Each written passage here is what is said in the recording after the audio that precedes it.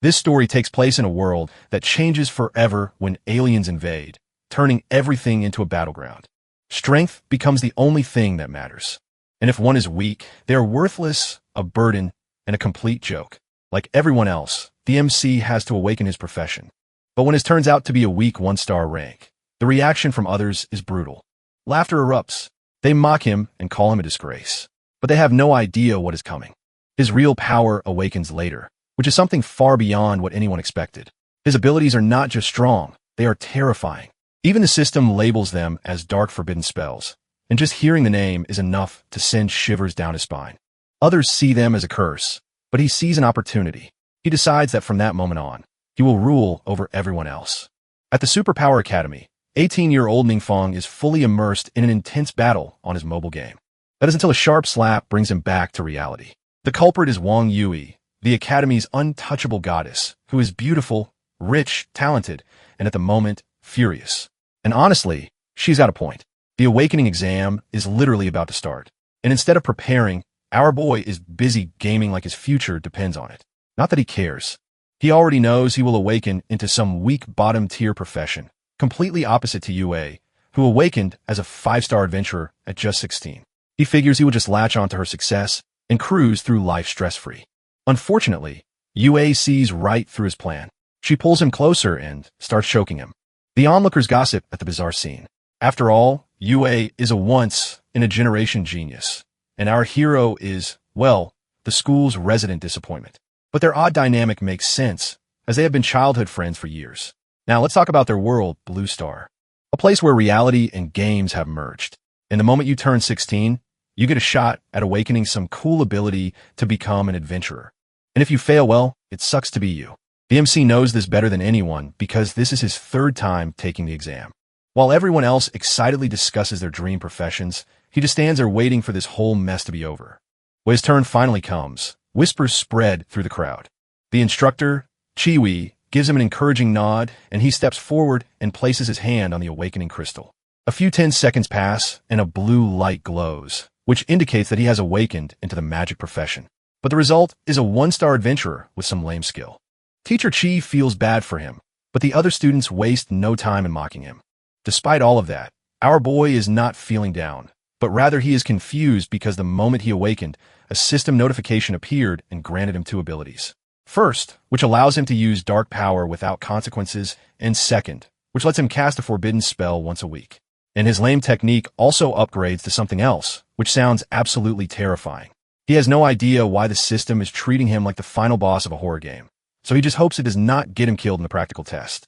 The test itself is straightforward, in which candidates enter an arena and fight monsters to get used to their skills. Attacking each other is banned, and drones monitor everything while the others charge in, ready to prove themselves. Our hero hides in the bushes. Look, he could try fighting, but his only skill is some shady forbidden magic. And something tells him that if anyone finds out, things won't end well for him. Meanwhile, in the monitoring room, Captain Joe spots him doing absolutely nothing and questions why this guy is even there. Chiwi tries to defend him and explains his late awakening, poor health, and unfortunate luck. Joe, however, is not buying it. To him, a 1-star adventurer is useless, and he wants the MC kicked out. But before he can make it official, something weird happens. Our boy's drone goes offline, and at the same time, the system detects a massive power surge in the arena. Chu instantly assumes somehow monster has shown up and orders an investigation. Back in the forest, things take a turn. A boy gets cornered by a goblin horde, and their chief orders a massacre. He even destroys the remaining drones for good measure. Our hero, who is still hiding, realizes that with the drones gone, he finally has a chance to test his forbidden spell. And well, the results are dramatic. The moment he activates the spell, everything in the monitoring room goes dark. Alarms start blaring, and the higher-ups collectively panic. Joe assumes a high-level dark entity has appeared and orders reinforcements and an emergency evacuation. Our hero, on the other hand, watches as his spell unfolds. The dark energy surges and forms a terrifying force that crushes everything in its path. The goblins are annihilated, and their chief is staring at the MC like he just witnessed the apocalypse right before him and ends up meeting the same fate. After that, the system rewards the MC experience points. Our hero stares at a status window and is dumbfounded. His level just shot up to 10, which is something that had never happened in previous combat tests. He figures most of the experience came from that elite monster. But the real question is, what was an elite monster even doing in the secret realm in the first place? Before he can dwell on it, his eyes land on the loot. And oh boy, it does not disappoint. The Pioneer emblem, which permanently boosts agility, and some hook claw both are glowing in the highly coveted orange grade, which means they are extremely rare and expensive. Selling the claw could make him rich, and he is already daydreaming about rolling in money. But just as he is about to bask in his future wealth, an announcement calls the candidates back. And then a sinister dark force suddenly surrounds him, and traps pop up all around. He wastes no time and activates a teleportation scroll to escape before anyone can question what in the world just happened. When they regroup, Captain Joe immediately orders everyone back to the city. And honestly, it is fair enough. Even if they fought together, they would not stand a chance against whatever is lurking in that realm. As they wait for reinforcements, something even weirder happens as the dark energy vanishes without a trace. What is worse is the fact that the monsters cannot leave the secret arena. Chue realizes that this is way above their pay grade and decides to report it immediately. Our boy tries to ask something, but she hurries him to leave. On the way, the MC finally gets some answers from Wang Yui. Turns out the academy closed because of the whole mysterious dark power situation. Our hero tries to process whether that unknown force came from the elite monster or something else was at play. Yu mistakes his deep-in thought expression for actual emotional trauma and reassures him that since his defensive spells are not great for solo combat, he will be teaming up with her group starting tomorrow. Our boy appreciates the concern, but politely declines, not because he does not want to. Obviously, teaming up sounds great. But the real issue is that he cannot exactly show off his dark forbidden magic, the only trick up his sleeve. But Yue being Yue does not give him a choice. She just gives him the time and location and walks off like the conversation was already over. He calls after her, but she is gone. Now he is stuck trying to come up with an excuse to escape training. The problem is knowing Yue. Dodging this is going to be harder than fighting that elite monster. He thinks of a plan, though. Whether it will work or backfire is another question entirely. The MC arrives at the trading center with a simple plan to buy some equipment with a skill, show it off in front of Yue, and hope the system does not turn it into some overpowered world-ending spell. As he browses the surroundings, a woman approaches and suggests he check out Heil equipment perfect for leveling up. But our boy is not here for a long-term investment. He just needs a quick fix. The moment she realizes he is not about to throw around crystal coins like a rich young master, she practically tosses him aside and calls for a newcomer to take care of him. Then comes Yang Xin, the new guide. She takes our hero to the equipment section where he checks out a few items, some of which feel like they would consume him whole. After some searching, he finally settles on a ring. With that sorted, Xin leads him to Master Wang, the go-to guy for selling stuff. The MC hands over the claw for evaluation, and Wang gives it a thorough once-over and then calls a potential buyer. Not long after, Wang informs him that the deal is done. And after transaction fees, our hero will walk away with about 50,000 crystal coins. They briefly go over paperwork, and our hero decides that he might grab some more stuff while he is here. Meanwhile, the woman who snubbed him earlier is busy gossiping with her colleagues. She passionately discusses her type, which is wealthy, powerful, and of course, easy on the eyes. But then she spots the MC chatting with Wang and gets hit with the shocking realization that this nobody just made more money in one trade than her commission of months. The regret on her face is real and honestly well-deserved. The next morning, our hero practices his new skills. He had tested them the previous night, and thankfully the system did not turn them into some dark catastrophe. That means he can actually use them without worrying about triggering an apocalypse. Feeling good, he greets Yue, who introduces him to her guild members, a mage, a sound warrior, a raging berserker, and a priest. It does not take a genius to pick up on the fact that the mage, Xiao Cheng, and the sound warrior don't like him. Chun, in particular, seems focused on Yue, who is close to her second transformation. He offers her a Heil potion, all while boasting about how expensive and rare it is. The MC is momentarily impressed, as it takes 30 whole levels to complete a class advancement. So Yue is indeed exceptional, but then Yue declines the gift, and Chang's world crumbles a little. He insists and pushes the gift, but Yue has more important things to do. She turns to our boy, and Chang cannot believe it that a nobody, our hero, is wasting Yue's time. He blurts out an insult, and Yue warns him to watch his words, but he just keeps going. The MC, who is just standing there, wonders if it would be socially acceptable to drop a forbidden spell on Chang and call it a day. Chang's ego is inflating by the second, and the priest girl, who probably senses a disaster incoming, tries to talk him down, but he shuts her up real quick and throws another insult at our hero. This time, Our boy is not in the mood to let it slide.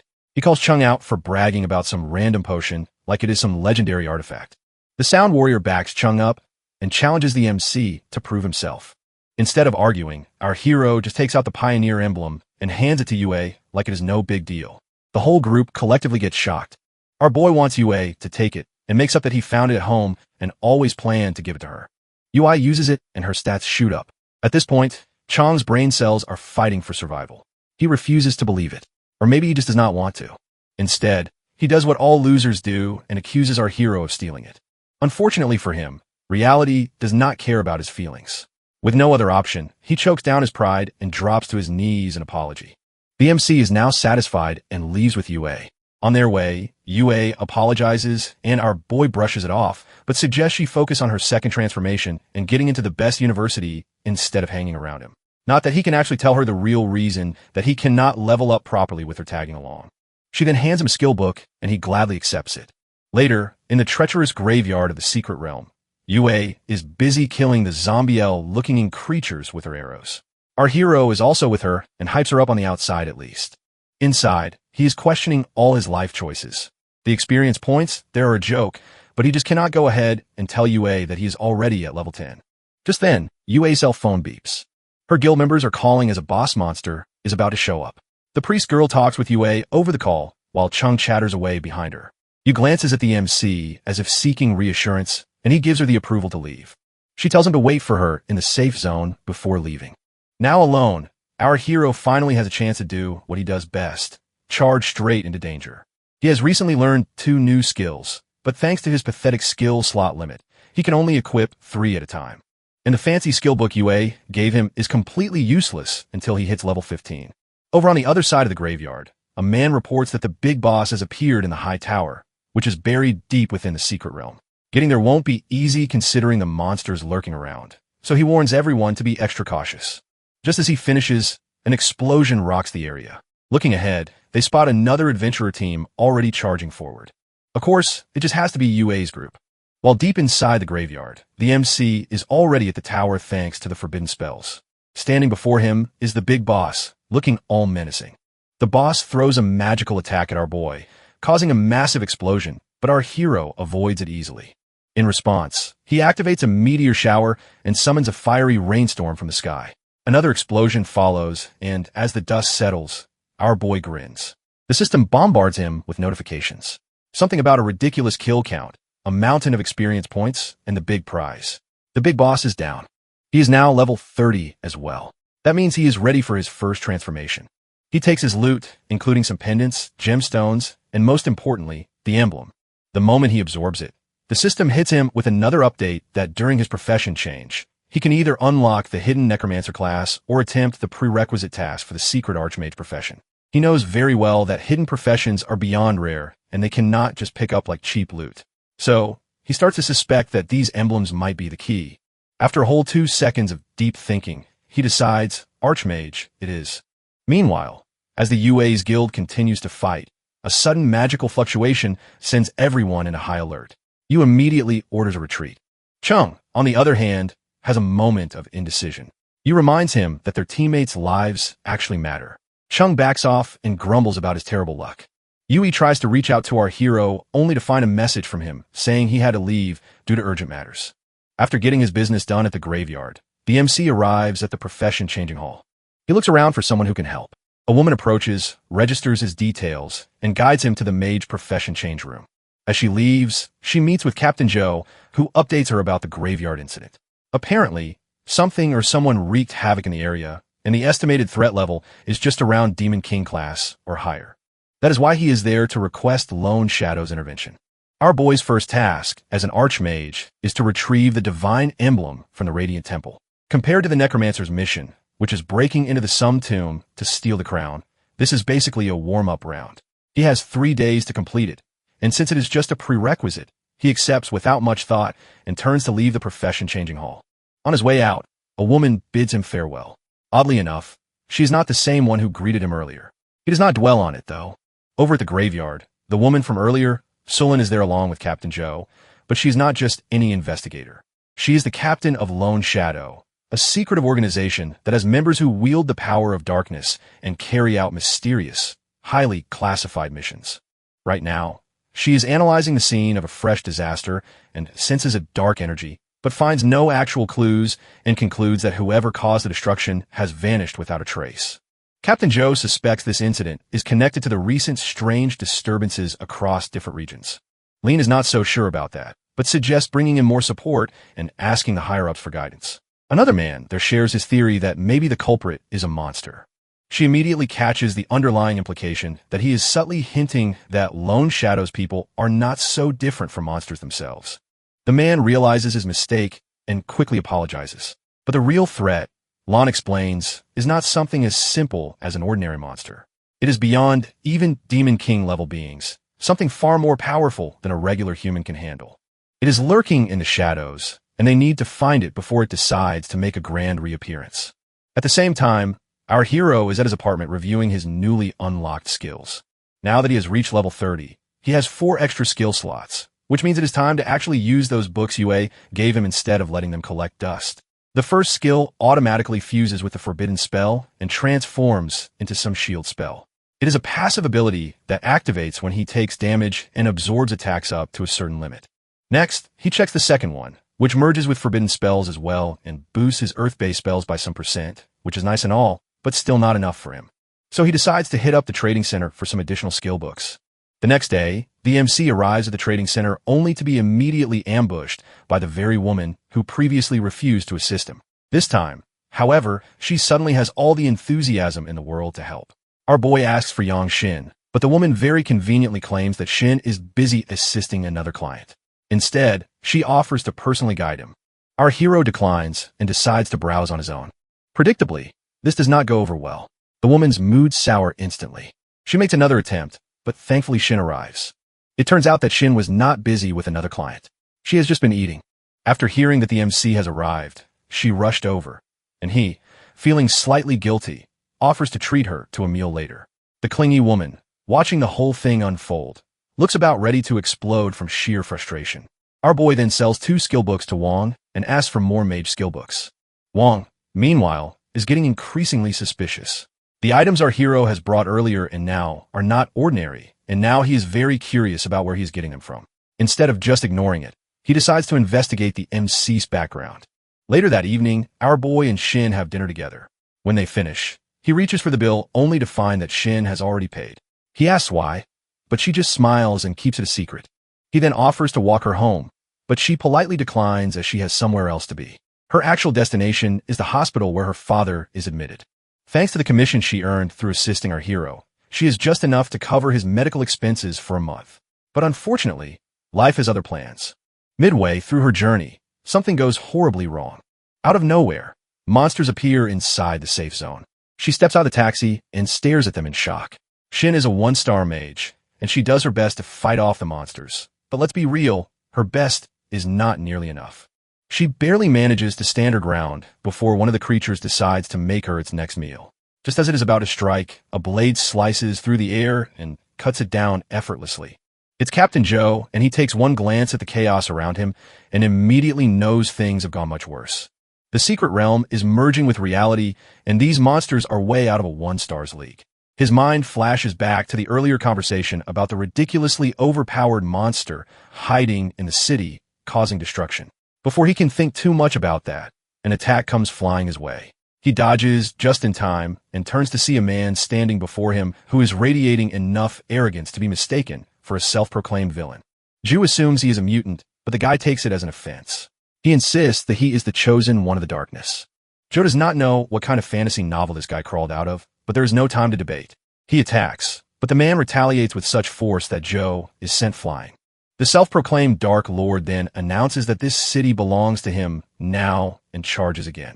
Chu barely gets a chance to react before getting thrown. While he is struggling to get up, the guy starts boasting about his greatness.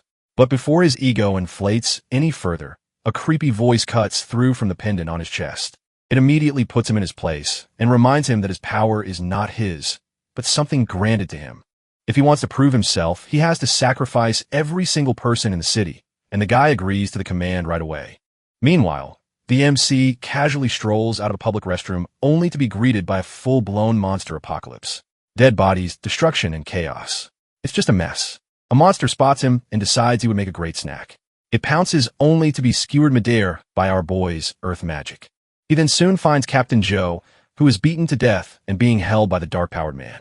The guy wastes no time and lunges at our hero and swings his oversized claw. The MC, however, blocks it easily. That is when the creepy voice takes notice of him. It realizes that our boy's power is actually threatening, unlike its so-called chosen one. Our hero, on the other hand, debates whether to use a forbidden spell. After a brief moment, he decides to go for it and shatters the guy's claw and breaks free effortlessly. Now completely panicked, the man calls out to his master for help. The entity has apparently decided he is no longer worth the effort. It pulls back all the remaining monsters and abandons him on the spot. And now it's just him and the MC with no borrowed power for the poor guy to hide behind. The so-called mutants are a special breed, people who during their awakening luck out and gain a hidden profession linked to darkness. It is a fancy way of saying they're stronger than regular folks at the same level. But of course, without the protection of darkness, they would die. Our boy, after taking down one of these unfortunate souls, decides not to waste any time mourning and quickly loots the guy and then heads home. Meanwhile, a young girl reports Sulan that the monsters have retreated and the secret realm's gate has magically disappeared. Long gets in deep thought. The past few days have been one bizarre incident after another with events appearing out of nowhere and vanishing just as fast. She has no idea what they are up to. The girl continues that most areas are under control, but the south side has taken a serious hit. Casualties are high and their team status there is mysteriously absent. Lon decides she would rather see the mess for herself and head south, which is Captain Joe's territory. Down in the south, the so-called chosen one has been turned into a statue with his stomach looking like someone has used it for target practice. A man named Dwan arrives and notices that everything valuable has been looted. Just then, Lon appears, and Dwan introduces himself as a member of some organization which is made entirely of fighters who operate in the shadows. Lon is well aware of their reputation. Dwan wastes no time explaining that the corpse in front of him had once been one of their own until he betrayed them. He is the one who helped the secret realm break into reality, which led to a monster ambush wiping out their entire camp. Well, almost. A few lucky ones have managed to crawl away. As for who has put an end to the traitor, it is still a mystery. Lon cannot shake the feeling that something is off. Captain Joe has the strength of a third transformation. Yet, his entire army has been turned into a tragic war story. That can only mean one thing. There is someone or something powerful enough to not only eliminate the enemy, but also block the secret realm's invasion. Before she can dwell on it, Dwan takes his leave as he has something important to find. Back at the MC's apartment, he is in a fantastic mood as he goes through his freshly acquired loot, which includes a high-quality garment, orange-grade armor, and a mysterious pendant with unknown properties. He just hopes it is not linked to an ancient deity, or worse, something even more annoying. Little does he know, inside the pendant, a sinister figure is watching him. The same creepy entity from before appears into a crystal ball, which is somehow linked to the pendant, and allows him to spy on our hero. But the moment our boy mentions the possibility of an ancient deity being involved, the entity absolutely loses it. In an immediate panic mode, he gives orders to cut off all communication and hide their location like their lives depend on it, which knowing ancient deities, they probably do. Over at the hospital, Captain Joe is wrapped in bandages from head to toe and looks like a mummy with a broken leg.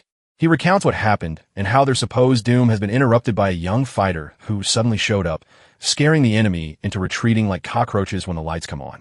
For this mysterious figure, they have checked the scene and found nothing special, just traces of basic magic. Joe hopes this unknown person will join their side. Another man from earlier suggests that the mysterious person might be a mutant. Joe, however, shuts that idea down as just overthinking. Our boy arrives at the Radiant Temple and is completely unaware that Dwan is lurking in the shadows, watching his every move like some overly curious stalker. A few days earlier, Dwan visited Wong at the trading center, looking to buy a 4th transformation fighter set. While they talk, the very woman who our hero has previously rejected now eyes Dwan up like he is her backup retirement plan. Wong mentions to Dwan that one of their regular customers has bought the same set, which is obviously none other than the MC. Now curious, Dwan wants to meet him, but he cannot, as our boy won't be coming that day. As Wong describes the outfit, a simple 2-piece top and pants. Dwan's instincts scream legacy item alert. He is convinced that this set has ties to his master, and he decides to pay Wong for our hero's whereabouts. Wong, however, was not born yesterday. He finds it suspicious that Dwan magically appeared just after the MC talked about selling the outfit. Is this a setup? A weird coincidence? Either way, Wong is not about to spill everything right away. Instead, he stalls some time with an excuse to call our boy first. After Duan leaves, Wong cannot shake his unease. When the nosy woman asks what is wrong, he shares what he has learned about our hero. Turns out the MC's parents were just your average 2-star professionals who have disappeared in an accident, leaving him alone. Our boy later attended a school and only awakened a 1-star profession at 18. The real issue is that someone with that kind of background should not be bringing in the kind of high-quality items he has been selling. Yui's guild does not help him much either. So unless he has a fairy godmother handing him treasures, there are only 2 possibilities. Either he has stolen them or has somehow gotten tangled up with someone way out of his league. Back at the temple, Duan continues his little surveillance mission. It is baffling to him how our hero, who barely looks like he has grown out of his school uniform, managed to repel an invasion into the secret realm. Especially when even his master, a powerhouse, has lost to the realm's boss. According to reports he has heard, if the MC is not absurdly strong himself, then someone standing behind him definitely is. Either way, Duan is not about to take any risks. Our boy, on the other hand, watches other fighters struggle against the monsters and begins changing his gear. Duan braces himself for some dramatic transformation, maybe glowing armor or an aura of destruction. Instead, our hero ends up looking like, well, a regular student. Now, Duan has the suspicion that the MC might try to shake him off, so he decides to play it smart. Since tailing him closely is not an option, he uses a skill to mark our boy's location, just in case. As our hero enters the temple, someone welcomes him with an attack, but a barrier flares up in front of him and effortlessly blocks the attack. Du stunnet. And as if that is not bizarre enough, all the surrounding monsters take one look at the MC and run for their lives. Then our boy comes across a massive man who is completely frozen in place and sweating buckets. A quick check of his task guide tells him this guy is not even important, so he simply walks past him. Moving deeper inside, he reaches a hidden chamber where a 6-winged angel stands. The moment the angel sees him, it does the most unexpected thing and runs. Our hero gets confused. He has expected a grand battle, but instead the angel, the supposed temple boss, is trying to flee. Unfortunately for the angel, there is nowhere to go. The MC decides to get this over with. He summons a thunderstorm over the tower. A moment later, lightning crashes down and engulfs the angel. The temple collapses and Duan stands there in shock. Our hero is not exactly celebrating either, as despite everything, his rank refuses to budge because he has not gone through the first transformation yet, and all those experience points are completely useless. The only real win is the divine emblem he got after defeating the boss, which means the task is officially complete. With nothing else to gain there, he decides to leave. That is the plan at least until Duan comes charging at him like a madman. Our hero flinches as the last thing he needs right now is someone finding out about his dark power. But before he can even process the situation, Dan looks at him with this weird mix of admiration and worry. Assuming the MC is the master of this whole ordeal, Duan offers to explain himself. But before they can even start, a siren blar. Our boy pulls out a teleportation scroll, as it's best to get out of there first and talk later. Once they land in a quieter area, Duan finally lets it all out. His master sacrificed his life to seal an invading realm, only for a traitor to slip away. And that traitor has been using humans as sacrifices for years to break the seal. Duan has been hunting him, but has come up empty-handed. While Duan continues to shatter, our hero is lost in his own thoughts, but not over the whole tragic betrayal thing. No, he is too busy worrying about his low level. If he does not rank up soon, his concealed dark powers could be exposed, and that is a whole different headache. The MC's serious expression looks intimidating to Duan, and he assumes he is about to be executed. To smooth things over, Duan thanks him and even offers his help anytime. Our boy sees some potential in him, but first things first, he makes it very clear that Duan needs to keep his mouth shut about the day's events. Duan surprisingly has no issue with that. In his mind, our hero's dark magic is not the problem. It has saved the city after all. Plus, he has nowhere else to go. So he decides to follow the MC. As they start moving, our boy's phone buzzes. She is calling to let him know she needs to talk, and then hangs up. She is with Sulin and updates her on our hero's return. Lon has been digging into things and discovered that our boy has reached his first transformation level. She tries to vouch for our hero's good character, but Lon is not about to take her word for it, as she needs answers, not character references. Earlier during a meeting, Lon brings up the destruction in the Chinyu city and suggests that it might be the work of mutants.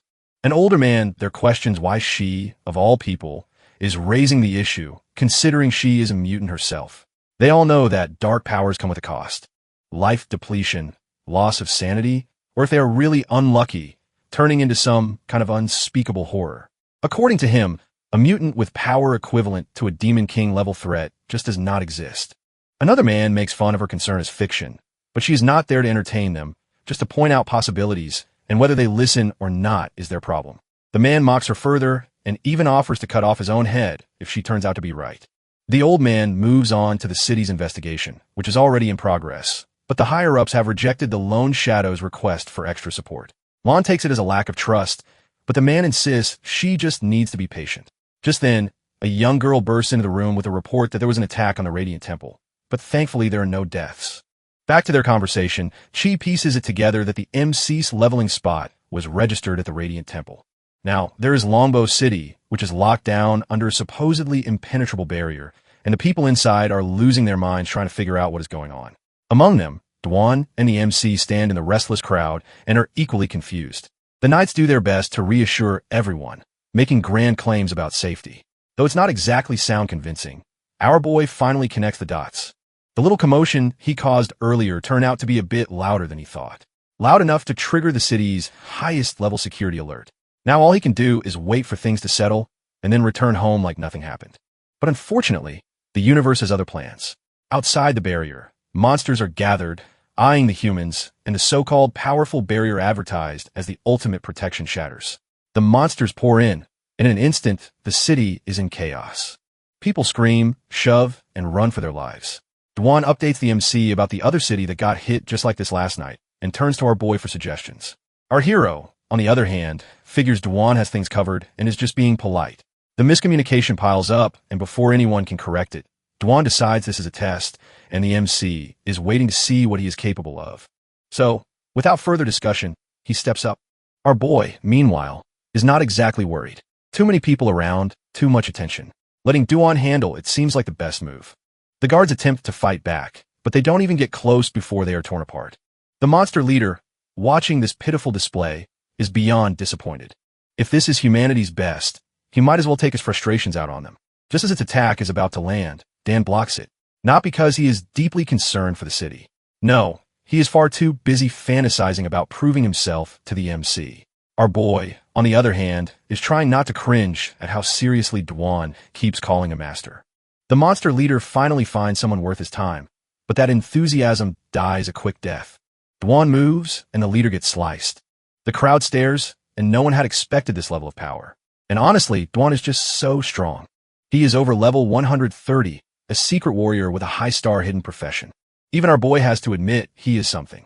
Though whether he is admiring the strength or questioning how this lunatic ended up under his wing is another matter entirely. The Dark Lord decides it's the perfect time for retreat. As the monster leader is out of the picture, Dwan turns to our hero and waits for further instructions. But the MC is already satisfied with his efforts. Dwan then hands over the orange-colored loot dropped by the monster leader. Our boy keeps the skill book for UA and decides to sell the shield for some much-needed cash. Just as they are wrapping things up, a priest shows up along with a knight who looks injured. They express their gratitude as they should before another figure approaches Kai Dongming, the mayor of Longbow City. One glance at our hero and Dwan, and Dongming immediately realizes they are not from there. The MC makes up a story about how they are on business and just happen to get trapped in this whole mess. Unfortunately, Dongming completely misreads the situation and assumes our boy is blaming them for the barrier. The man actually bows and apologizes, which is ironic considering our hero knows full well this disaster is entirely his doing. He graciously reassures Dongming that it's not their fault. To make up for the inconvenience, Dongming offers a flight scroll, an item so valuable that even the MC has to hold back from looking too impressed. He then invites them to stay in the city for a few more days, citing the ongoing trouble and a shortage of defense forces.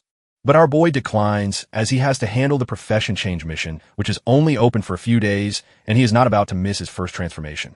Dongming then presents him with a black card as a token of appreciation.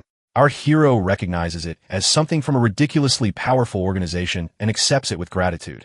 With that, everyone parts ways on good terms, and the MC and Dwan make their exit. Back in Shinyu City, Yu's guild members gather outside the profession-changing hall, waiting for Yua and Chung to return. Just as they step out, our boy and Dwan conveniently soar above them in the sky. He senses our hero's presence while Chung laughs it off. According to him, the MC is too broke to afford something as luxurious as a flight scroll.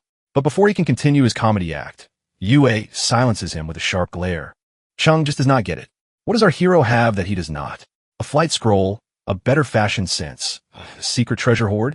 The mystery remains. The priest girl wisely changes the subject to their second transformation. Chung reveals his rank. He is clearly not thrilled, but the sound warrior and raging berserker cheer him up and do their best to keep his ego intact. Then all eyes turn to Yue. Unlike Chung, she says nothing. Her silence raises concern, and the priest girl gently presses for an answer. Chung, with his tiny brain, assumes the worst, that Yue must have gotten a low rank and is too embarrassed to admit it. He assures her that she can always rely on him. Yu, who is finally fed up with his assumptions, drops the bomb that he should not be worried about her level, but he should be worried about his own, because while he is sitting at an A, she has achieved an S. The moment she says it, the entire group freezes. Chung, who has been basking in his imaginary superiority, suddenly is at a loss for words. And the best part is that Yue has not mentioned it earlier, because her mission has unlocked a hidden profession, one so rare that even she has never heard of it before. Chung is having a hard time wrapping his head around this. A profession is always determined at awakening. Yet somehow Yue has just unlocked a hidden one mid-inch. It all started earlier when Yue was inside the profession changing room. She has received a pioneer emblem from our boy, which is supposedly a simple gift, but when she uses it, her profession jumps from Swift Archer to Shadow of the Vanguard. At first, she is confused. Then she stays confused. Eventually, she reaches a groundbreaking conclusion that our hero must have known this would happen when he gave her the emblem. Without overthinking or, thinking at all, she accepts the change. Now, she is explaining all this to the others. Chung refuses to believe it. Yu, however, does not have the patience for his paranoia. The rest of the group ignores him while Chun quietly boils in the background. Determined to prove himself right, he secretly decides to track down the emblem. Meanwhile, inside the profession changing room, the MC is having a much smoother experience. He offers up his newly acquired divine emblem. And just like that, his stats skyrocket. New skills unlock, and now he can wield forbidden spells with pinpoint precision. Outside, Duan is waiting standing guard. Salon happens to pass by and spots him. She already knows Duan is absurdly strong, but she is even more intrigued by what she has heard from the staff, that Duan is not just strong. He is practically our boy's shadow, following him around and showing him an unusual level of respect. She senses something interesting and updates Chiwi through her earpiece. Chi, however, is completely unbothered and assures Lon that our hero is on their side. She decides she would rather get answers straight from the source and goes directly to the MC. Dan steps aside. Chi cuts straight to the point and knows our boy has already completed his first transformation. Our hero is caught off guard, takes a moment, and then decides to just admit it. He has always looked out for him, so there is no harm in accepting it. She then shifts the conversation to a much bigger problem, the power of darkness. A lot of people are slowly mutating because of it, and she wants to make sure our boy is not one of them. The MC, for his part, assures her that he has zero interest in joining the mutant club. Those guys are under constant surveillance by the authorities, and he would rather not have that level of attention. She, however, is not fully convinced. She shows him a crystal and explains that it's used to detect traces of darkness. All he has to do is inject his power into it. He hesitates, and she notices but waits. In the end, our hero goes through with it. The moment his power enters the crystal, it explodes. Both he and Chi stare at the shattered remains. According to Lon, this magic crystal is supposed to measure corruption. A slight tremor means mild contamination. A violent shake means a serious problem, but an explosion. Lon conveniently forgot to mention what that meant. The MC assures Chi to trust him, as they have known each other for so long.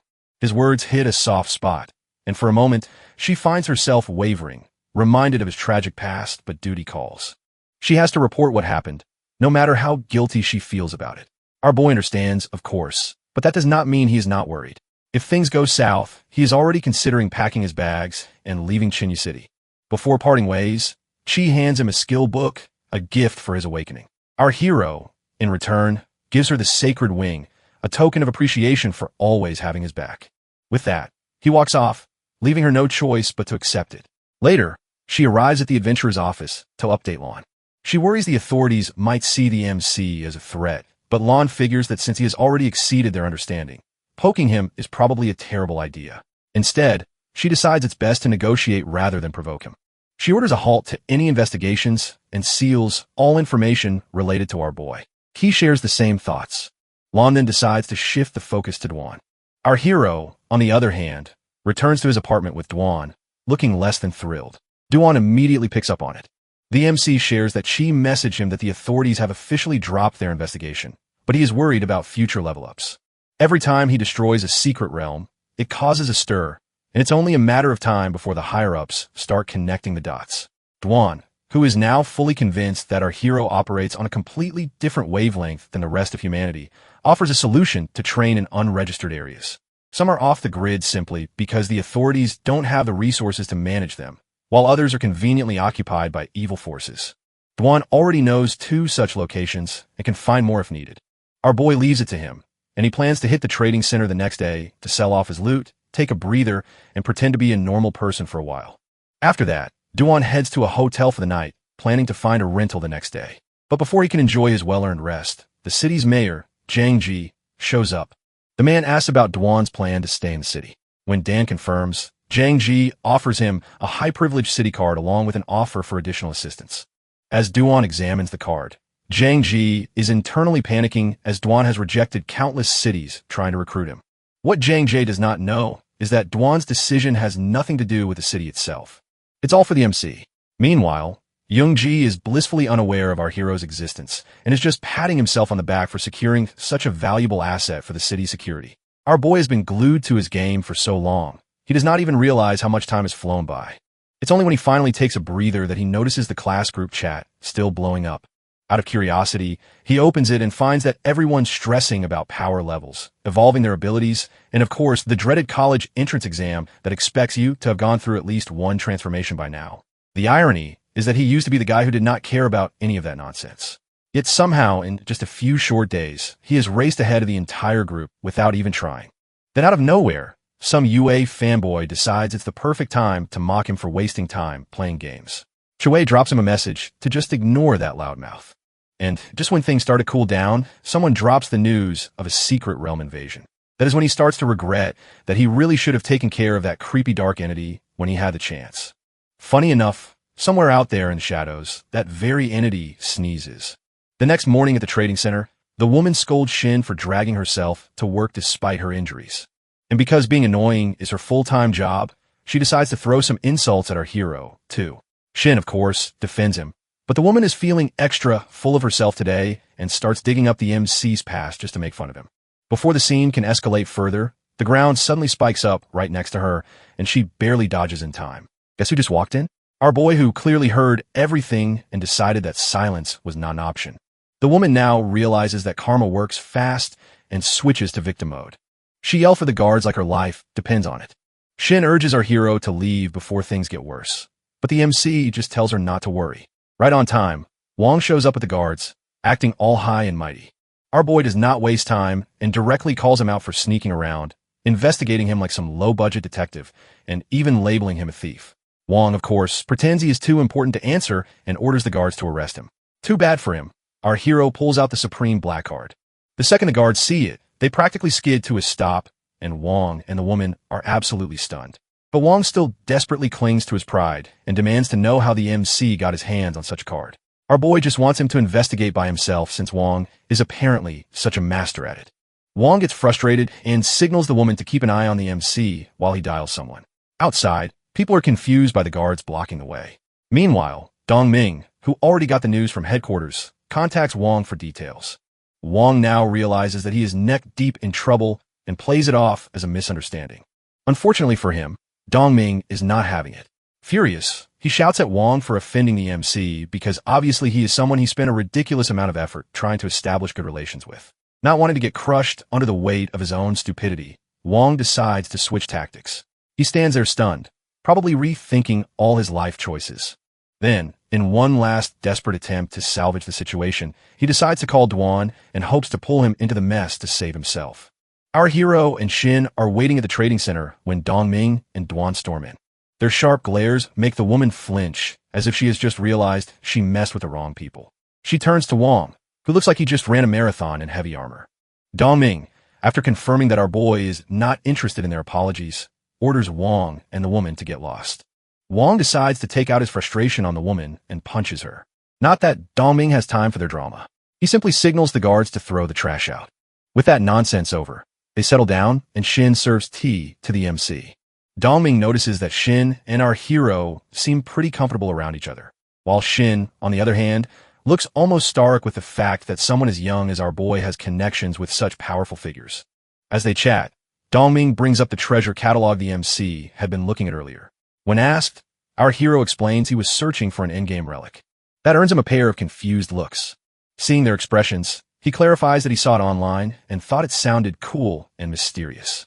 Last night, our boy finally checks out the skill book we gifted him. Turns out it's something mages use to temporarily restore mana during battles. He tests it out, and the system drops a mention of the endgame relic with no actual explanation. With no other choice, the MC decides to figure out later and calls the night.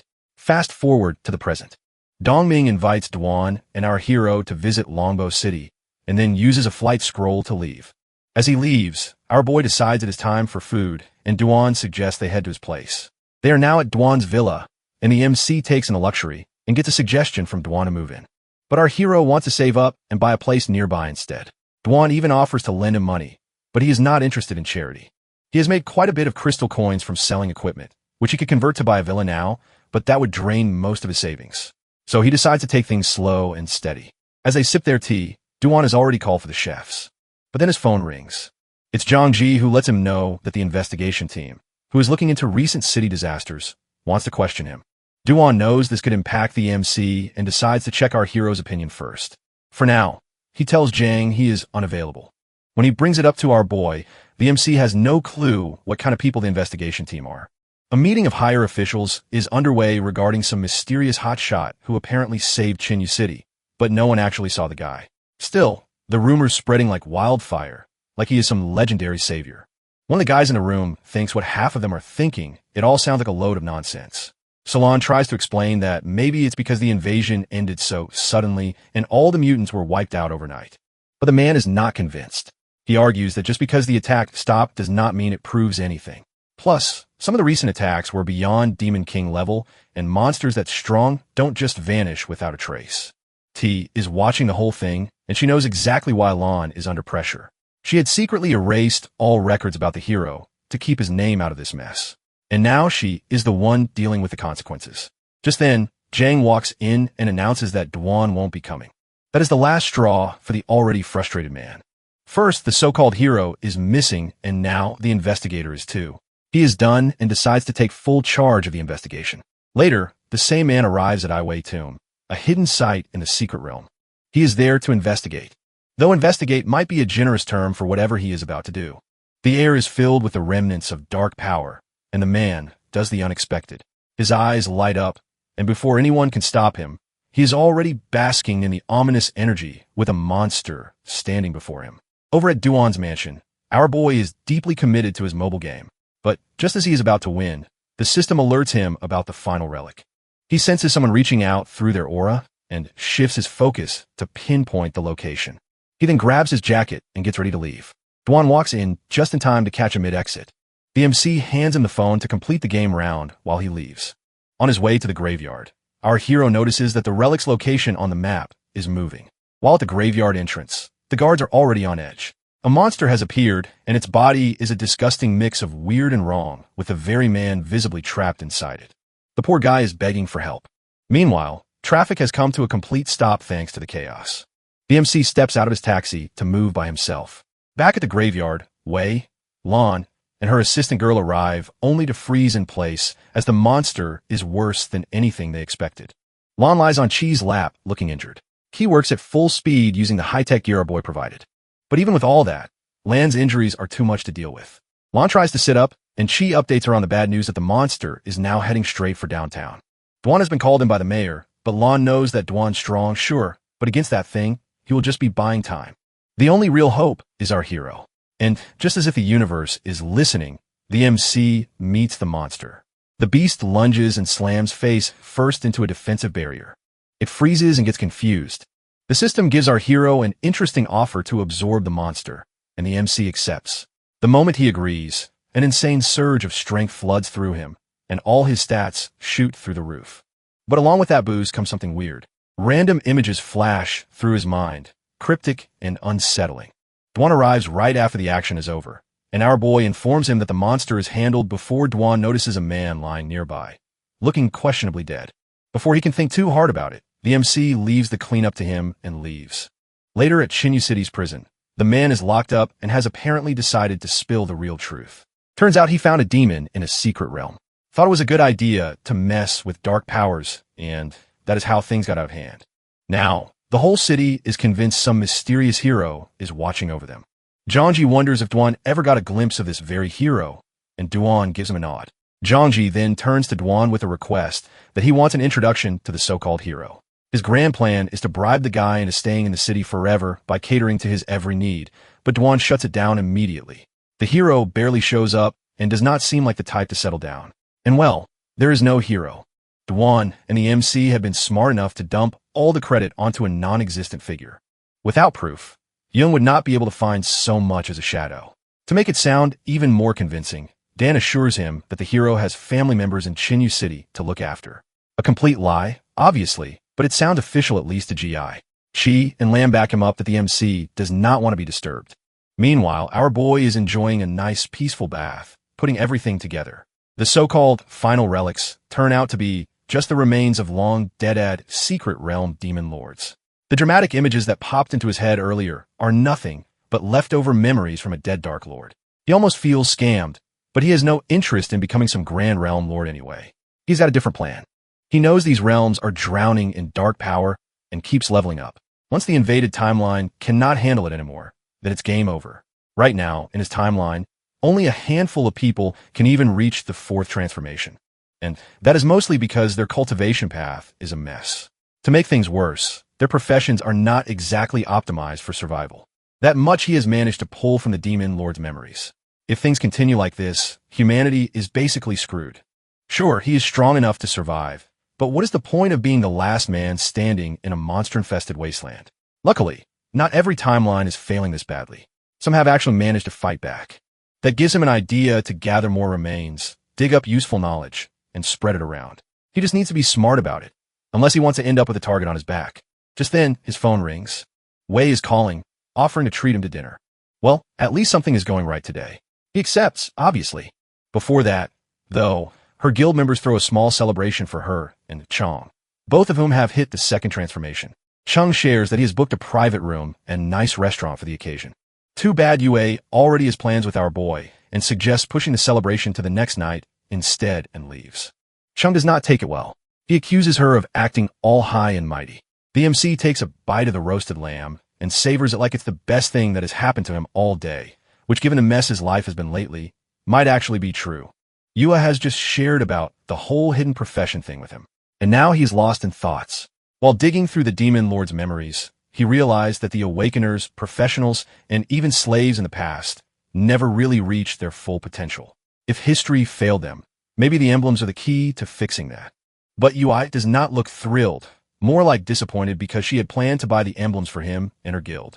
Still, she insists that he cannot just slack off, but he needs to level up and be able to protect himself.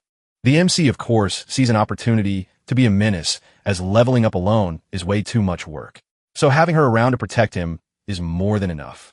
Yue did not expect that. But before she can argue, she flinches in pain. Right? She got injured while completing a quest. And instead of mentioning it earlier, she just sat there suffering in silence. Before our hero can say anything, his phone rings. He picks up and a voice on the other end is not exactly friendly. The caller demands to know where he got the emblem. And, judging by their tone, they're not asking out of curiosity. Our boy just hangs up. When he tells Yue, her eyes widen in shock. She has not told anyone about the emblem. So, something weird is going on. Before they can even process that, the phone rings again. This time, the caller sounds downright pissed. The MC once again does not feel like dealing with it and cuts the call. They finish eating and soon after, part ways. When our hero returns to his apartment, he knows something is off. His place looks like it went through a tornado with furniture overturned and stuff everywhere. And then he sees him. A man is standing in the middle of the mess. Our boy immediately recognizes him. It's the same guy who called earlier. The MC senses the attack coming from behind, but without even flinching, he dodges it effortlessly. He then shoves the attacker into the wall and sends him crashing to the ground. The guy who witnessed all of it is completely stunned. The MC glances at him and makes it clear that respect for strength comes first, and only then should any talk follow. The man, who is now looking like a confused chicken, wonders what went wrong.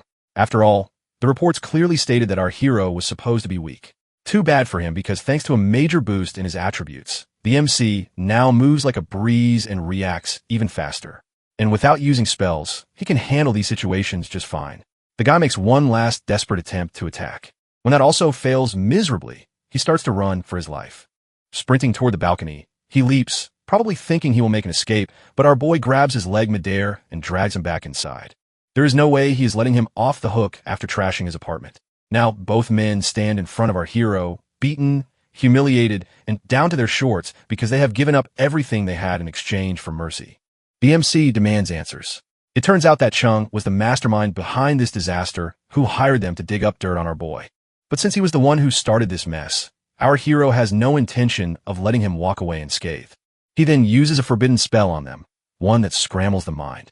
Meanwhile, Chung is with the shield warrior, probably feeling quite confident about his scheme of sending people after the MC. His other brilliant plan was to teach Yue a lesson during their last mission. In order to that, he let the boss monster run wild to scare her, so he could swoop in, play the hero, and bask in the glory. Too bad Yue had other ideas as she risked injury and took down the monster herself. Just then, one of Chung's spies walks in. Chung, eager to hear what dirt he dug up, demands a report, but instead of answering, the man who caught part of their conversation asks about Yue first. The man tightens his grip around Chung and the shield warrior's necks, but he is not really in charge. Our hero is furious about what they did to Yue and is pulling the strings. He is not in a rush to end their lives too quickly after all. That would be too kind. Instead, he casts a spell that messes with their minds and their very being until they all turn to dust. That was convenient for him, as there will be no evidence and no mess that he has to clean up. But this whole thing makes one thing clear. His neighborhood is not so secure. Halloween can stroll in and out as they please. And while he could deal with them, he cannot exactly sit at home guarding the place 24/7. If these idiots had stumbled upon the knowledge he gained from the demon lord's memories, that would have been a nightmare. Luckily, he had not started sorting through that information yet. Not that it mattered now, as he needed to move somewhere less welcoming to uninvited guests. Duan's place seemed like the perfect fortress. Now, at Duan's house, the MC spills everything, and predictably, Duan explodes with anger. He is ready to go on a manhunt and teach any other lurking threats a lesson.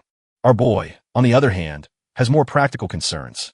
He needs an alchemist, someone skilled, trustworthy, and preferably not part of a giant gossip-loving guild.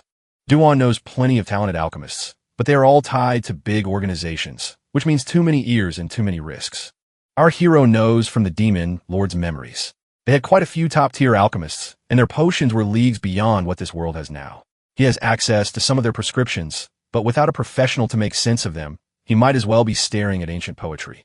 And after what happened that day, the last thing he wants is to attract more greedy flies like Chong. The next morning, the MC gets to know through Yue that she knows just the guy he is looking for. Shuer, the brother of her guild's priestess, was supposed to join them, but did not get along well with Chong. Well, that is one problem our boy has permanently solved for you, as Chung won't be picking fights with anyone ever again. When Yui asks why he is suddenly interested in an alchemist, our hero gives a bunch of lazy excuses. She does not believe him, but lets it slide. Later, the MC meets Shuei while Yue and Shu Ting wait outside. Wai examines the prescriptions and notices that while the ingredients are not particularly rare, the refining method is complex, intricate, and nothing he has seen before. Then, our boy shares that this potion can boost experience gain to 100%. Upon hearing that, Shuai freezes and gets shocked. The most expensive potions on the market barely push it to 40%. And now, there's a formula for one that maxes out the effect. If this gets out, low-level professionals would be shooting up the ranks quite easily.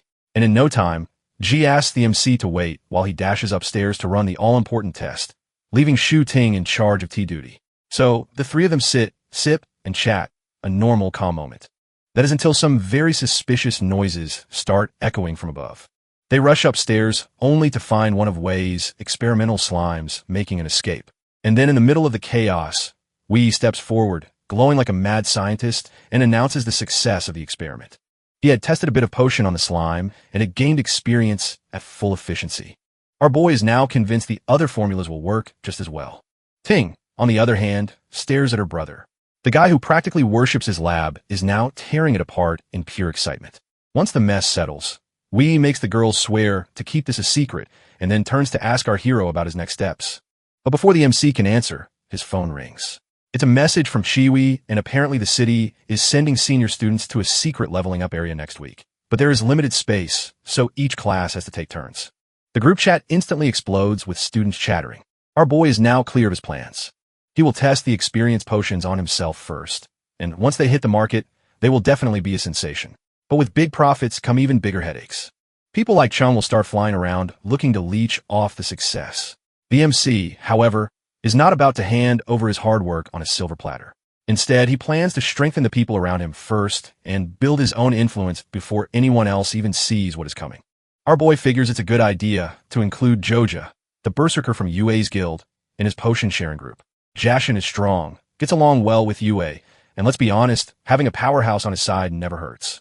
He then hands over some more prescriptions to Shui, and Wei finds some ingredients completely unfamiliar. Yu suggests they test the first batch of experience potions together and invites the MC to tag along. Wei, on the other hand, stresses over making enough potions before the destined meetup day, and Yue and Ting focus on rounding everyone up. And our boy, well, he just sits there blending into the background like an extra in his own story. When the day finally arrives, our hero gets to the meeting spot first and waits by the roadside. A bus full of students passes by, and they start mocking him because from the looks of it, their daily routine is not complete without making fun of him. At the dungeon entrance, students are gathered and wait for their turn. Chiwi shows up with another group. And since these students are in the second class, they have the privilege of waiting a whole 2 hours before they can enter. Then they spot the MC, Yue Jin, and the brother-sister duo strolling past the line like VIP guests. Naturally, this does not sit well with them. Before the outrage escalates, Chi explains that our boy is leading the guild and heading straight to the dungeon's depths, which is a whole different league for where they're going. But of course, explanations cannot just erase jealousy. Some students whisper Yu's name, and that immediately catches the attention of another group. Among them are Chang Muku rank 4th, Li Kei rank 3rd, and Guyin Zhou holding the 2nd rank. Unlike the complainers, these three don't waste time whining, and they just move straight into the dungeon. The MC and UI's group finally reach the depths of the dungeon, where Shui hands out experience potions. Everyone thanks our boy, though Yue knows socializing has never been his thing. Ever since he failed his first awakening at 16, people had a great time mocking him, and instead of proving them wrong, he just shut himself off even more. Seeing him actually hold a conversation without looking like he is being tortured is a rare sight. She just hopes this means he is finally snapping out of it. Bringing everyone back to reality, Yue reminds them they don't have a tank or a strong magic output this time, which means one wrong move can end them. To avoid that, she does not want our hero making any flashy moves that might attract unnecessary attention because, let's be real, he tends to overdo things. The plan is simple. She will lure the enemies. Xiangshu will handle defense, and Wei will use potions at the right time. The MC finds this whole leveling method painfully slow, but for the sake of teamwork, he decides to suffer through it. The battle begins. Yu fires an arrow, which hits a zombie-like creature, and just like that, the rest come charging in. Shuing boosts Zhang Shu's strength, and with one heavy strike, an explosion engulfs the monsters. Meanwhile, Wei's fire magic roasts them nicely. After killing the creatures, Ting and Xiang Shu get excited and plan on reaching their second transformation, passing the college entrance exams, and getting into a top school with Yue. Just then, a loud laugh echoes through the cave. Yenjo steps out with Lai Kei and Muku, looking way too pleased with himself. He is quite amused to see that a bunch of low-level fighters actually think they have a shot at top school. Ting and Zhang Su recognize them, but something feels off that these guys are not even from Chinyu City. Yu then demands to know their intentions. Yenjo gets straight to the point that they came all this way just to find Yue and invite her to join their team, but Yui does not even need a second to think about it. She shuts them down immediately, as she has her own guild. Yenjo tries again. He even sweetens the deal by offering a spot for Chung, whose ranking is not exactly impressive, but Yui's answer stays the same. Yenjo realizes that she is not budging and switches to a different approach. He talks about how dungeon monsters are getting nastier thanks to recent anomalies and how the major universities have raised their standards. Only elite teams or exceptionally talented individuals stand a chance this year. He paints it as a once-in-a-lifetime opportunity and emphasizes how all the rookies are scrambling to build their dream teams with his group included. And of course, the real reason he wants Yue is because she is destined for greatness. Unlike the rest who are apparently doomed to mediocrity, Yue has reached her limit with this nonsense and summons her weapon. Shuing senses the impending disaster, steps in and suggests they go level up somewhere else. Yu does not even bother with a response. She simply turns and starts leaving with her group following. Our hero, on the other hand, just stands there seemingly in deep thought or maybe just zoning out until he goes to him acting all tough. He demands to know if he is fun. BMC simply denies it. Leah then insults him. Xiangshu steps in and calls out Yunjo and LT, Unk and GT, S group for going way too far. Leah then throws a punch. Xiangshu tries to block it, but the impact still hits hard and knocks the wind out of him. Wei moves to help, but Yunjo blocks her way. She glares at him and wants him to move. Xiangshu, on the other hand, probably with a few broken ribs at this point, still refuses to back down. He clenches his fist, ready to strike back, but before he can, Li Kei is already moving again. Ting and Yue react instantly and try to hurry to stop the punch. But before they can, our boy, who had been silent all this time, lifts his hand. A magic barrier appears which blocks Li Kuei's attack. Everyone is shocked to see our hero effortlessly blocking the attack, but he does not stop there and grabs Li's wrist mid-swing and flings him backward. Leah crashes to the ground, and our boy returns Li's earlier words right back at him, just with a lot more impact. Yunjo rushes forward to check on Li, but is greeted by Yue's arrow lodging itself in his lower back. And Muku, the last one remaining from Yunjo and LT, Unk and GT, S group, just stands there processing the absolute disaster that just unfolded before her. The MC had not really planned for things to go this far, but well, they just had to keep poking him. He turns to Ting to heal Xiangshu and then asks him how he plans to handle Li now. Xiangshu wants to do whatever our hero decides. So, our boy tells him to take Li's equipment as compensation. Yunjo tries to protest, but the MC shuts him down with a single well-placed punch straight into the ground. The sheer force alone makes Yunjo reconsider every life choice that led him here. He immediately offers his own equipment, which is a complete 180 degrees turn in attitude. Our hero simply warns him to stop causing trouble. Muku surrenders her equipment as well. With everything settled, our boy announces that they should move on and level up. As they leave, Yue mentions that she originally planned to help him level up, but well, it turns out he did not really need the help. The MC makes up a vague excuse, but she does not press. No matter what, she is just happy for him. Xiangshu and Ting are eager to know which university the MC plans to join, but our boy has not even bothered to think about it. Or at least that is what he wants them to believe. In reality, he knows exactly why he won't be stepping foot in any of those institutions. Places like that come with too many rules, too many restrictions, and way too many opportunities for someone to accidentally spill secrets they should not. So, instead of entertaining their curiosity, he smoothly redirects the conversation to something more practical, like moving forward and leveling up. But leveling up is not as simple as snapping fingers, especially since he cannot use forbidden spells. But thanks to attribute bonuses and some well-equipped gear, he makes do with the spells attached to his items. A few days later, he finally returns home. He has only managed to level up just once, and that was with the help of an experience potion. He is so used to steamrolling high-level monsters with forbidden spells that he forgot what normal leveling feels like. Someone like Yue could hit level 60 and go through her second transformation in just 2 years. Meanwhile, those stuck in 1- or 2-star professions would be better off attending a university instead of grinding on low-level creatures every single day. But our hero is not about to dwell on that depressing reality. Instead, he decides it's time for a well-earned break. For the next few days, he embraces the simple joys of life. Just when he is starting to feel like a normal person, his phone rings. It's Yang Xin who lets him know about an upcoming auction with some high-V value items. But more importantly, Master Tang wants to know if he will be attending. The MC has absolutely nothing better to do, so he agrees. Soon after, he meets Tang Yichai, an appraiser from the Qinyu branch of the trading center who took charge after Wang. The usual pleasantries are exchanged, and then our hero flips through the catalog only to find a bunch of mage-related items that are useless for him. Just as he is about to write it all off as a waste of time, he spots something interesting. The very potion he helped Shuei create. Immediately, alarm bells start ringing in his head. He demands to know where the potion came from. Ikai explains that it was auctioned through the Kangwei Guild via the trading post. Our boy knows that this very guild is not just anyone, but it's one of the top powerhouses in the country. Strong, influential, and definitely not the type to randomly stumble upon a rare potion formula, which means one of two things. Either way, secretly sold the formula to them, or something far shadier went down. Ikai shares about a new secret realm called the Divine Trial. It's a solo challenge designed like a tower, where you get rewards every 10 levels. One of those rewards is a recipe for an experience potion.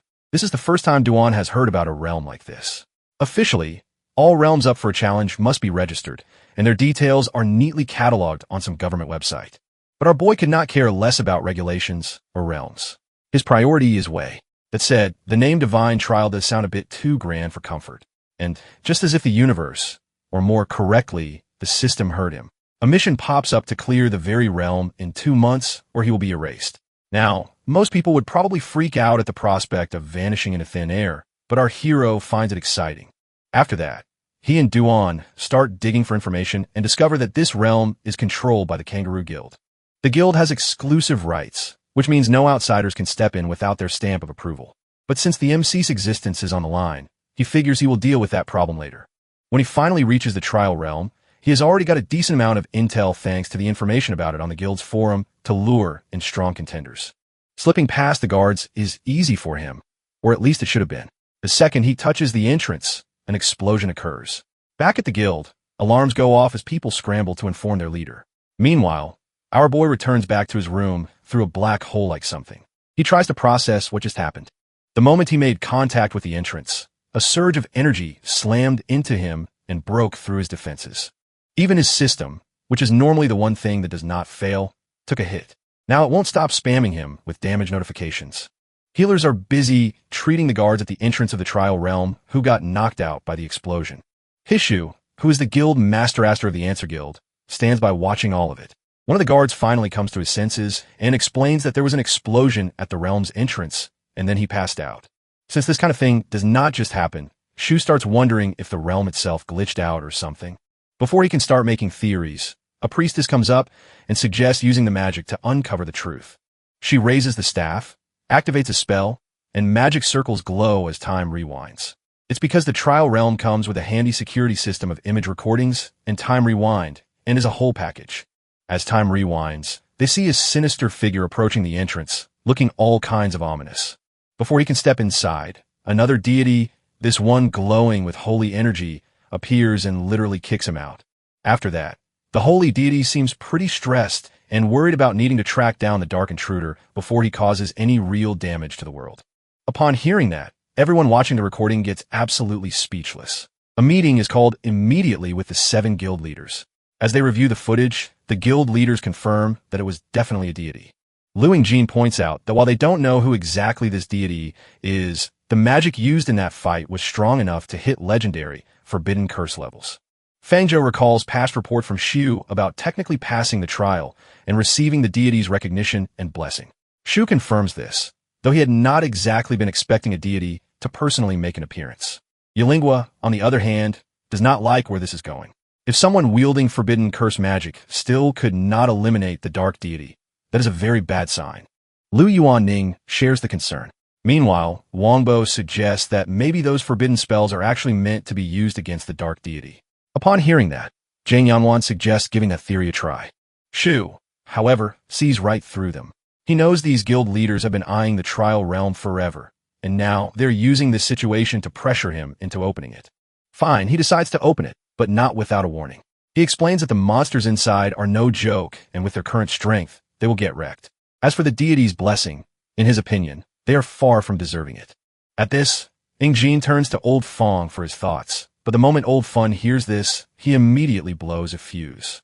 Ingjun does his best to keep Old Fun from completely losing it. They have called him in for a major incident, but judging by the literal flames flickering around his face, he is beyond furious. His apprentice had warned them about strange activity in the city, but they brushed it off, sent an investigation team, and made things even worse. If it were not for the mysterious hero who saved Chinyu City, they would have innocent blood on their hands. Ing Xian tries to calm him down and reminds him that setting the room on fire with his temper won't fix anything.